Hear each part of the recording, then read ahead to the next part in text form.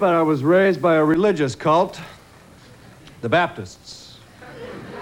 Very strange group. Their basic theology is that if you hold someone underwater long enough, they'll come around to your way of thinking. Something I call bobbing for Baptists. I went to church regularly. My parents would make me go. You're going to church. You'll get something out of it, young man. And I did. Because they'd always pass out plates of money at the end. I was always a little cynical. Just say I got burned once on that Santa Claus story. All the nights I waited up for that geek to come down the chimney. I remember one year my brother and I planned for weeks for the coming of Santa Claus. We were going to get that whole bag of toys. We even had it all set up so it looked like an accident afterwards. Reindeer on the roof. What a story. Almost broke my neck setting those traps up there.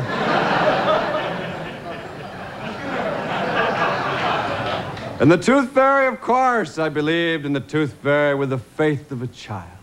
How could you not believe in that one giving and generous illusion in this vale of tears? I remember I used to pull out my brother's teeth when I was broke. Not every day, you couldn't make a living at it, but just to know it was there.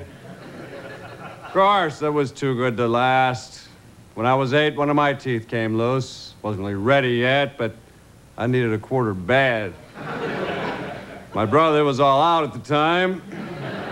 Pretty well stripped his mouth by the age of 7. Well, he had a couple of molars left, but you know what a drag those are to get out. Hardly worth the lousy quarter. And of course, they don't take cat's teeth. I don't know. Apparently not good enough for Her Majesty the Tooth Fairy. Least they could do is tell you that first. What do they think? Cats give away their teeth? A lot of work getting a tooth out of a cat. Especially the second time you try it. So I did what I had to do. Told my brother, get a piece of string tied to that doorknob, tied to my tooth. We're pulling this out right now. But this is our last job. We're getting out of the tooth business after this. I should have known he had a grudge against me when he got out that deep-sea fishing line, 180-pound test. He wasn't taking any chances. Probably figured we could get an extra dime out of that section of jawbone that came off with it.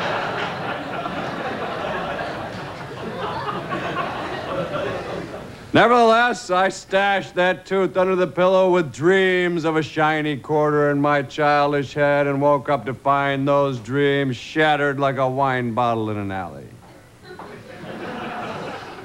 There was my father standing next to the bed with his hand under the pillow. I wasn't born yesterday. I immediately figured the Tooth Fairy had been there already. My father was ripping me off. So I bit him. Next night, I had 2 more teeth to put under the pillow.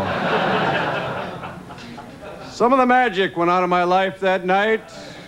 Oh, I thought for a while maybe there might be an ear fairy. My brother wouldn't even give it a chance. My father heard about that. Ear fairy, I ought to slap you. What do you mean, cut your brother's other ear off? I've had it with you. And where's that new cat? You think I made a cat, young man? You know, the world doesn't owe you a cat. I love cats, though. I shouldn't make fun of them. They're really nice. I like them. And they love me for some strange reason. If I go to somebody's house and they have a cat, it will always come and sit right on my lap. Shed its stinky, greasy hair on my clothes. I never know what to do. You can't just knock them off. That'd be cruel. What I usually do is poke them in the eyes. Like, lap. They're smart, though. I did that to a cat once. The next time I went like that, he went like that. Thank you very much.